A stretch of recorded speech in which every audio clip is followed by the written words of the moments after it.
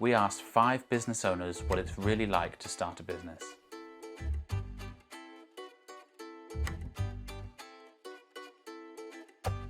Determined. Resilience. Relentless. Liberating. Fun.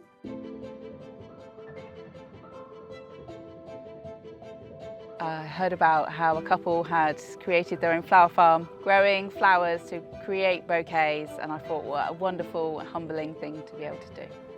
We've been running kitchen inside pubs for some time, and when we came across the Angel and Crown, we thought it had a good potential and we could put our stamp on it. We looked around and saw that there were only black lashes, which was a big aha moment for us. We've both got friends and family that have a wide range of hair tones, so it made sense to bring a product that catered to those people. So I made my own vegan beef curry patty, which was a favourite from my childhood. I was overwhelmed with the amount of people that were asking to get their hands on some patties for themselves.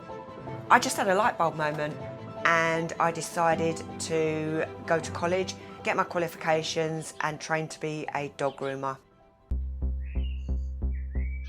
First practical step was to make people aware in the area that there is something new coming up.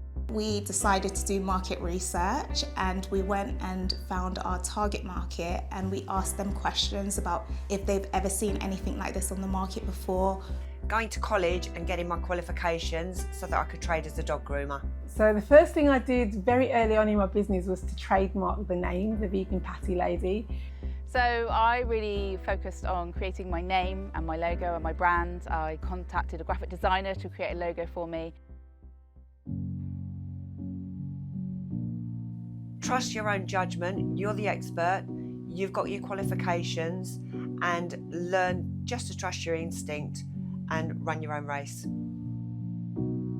I think if I'd have kept some of my costs lower at the earlier point in my business, I would have been better off, but it's a lesson learned and I'm now very, very cautious, so I've learnt my lesson. One thing we wish we knew was how hard it would be to build relationships with suppliers. We didn't expect to have to sample our products so much just so they could get it right.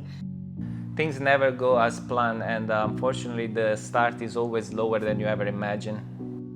I really wish I knew about the importance of keeping really detailed accounts before I started and actually buying accountancy software to begin with, rather than doing the traditional pen and paper route, because it was very time consuming. The biggest challenge for me was the transition from a dark kitchen into somewhere that would be retail ready. That was a very expensive hurdle that we had to overcome, and we have been able to do so, and we're launching into our first nationwide retailer imminently. So it was a big hurdle, but it was worth it. The biggest challenge for me is the clients, educating them as to how they need to maintain their dog grooms, making sure that they arrive for the appointments on time, and just generally having a really good communication with my owners. As a florist, I realised that actually sometimes I wasn't prepared in the amount of time I gave for projects. So ensuring that I have plenty of time when I'm doing big wedding work actually has made the progression so much smoother. So we experienced some quite significant shipping delays when we first launched our business.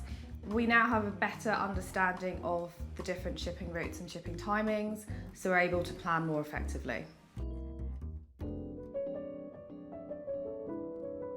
The bad thing is that you will never have a proper day off, ever. The bad parts of the day are when a client doesn't show, arrives late, or just cancels at the last minute. It can be incredibly hard work, and it's really important to ensure that you put boundaries in place so it doesn't leak into your personal life. Parts of making it come to life can be very stressful. And the good thing is that mostly you can manage your schedule.